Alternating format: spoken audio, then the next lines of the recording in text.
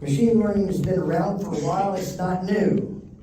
But in the automotive sector, it is a whole brand new ballgame. So here's some examples of services and benefits of ML, which is a subset of AI, is being used in emissions, reducing fuel consumption, safety, navigation, fraud detection, recommendations for predictive maintenance.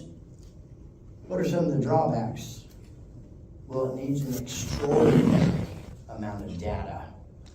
The data is hard to get out of automotive because it's siloed. It's not available, and it needs data.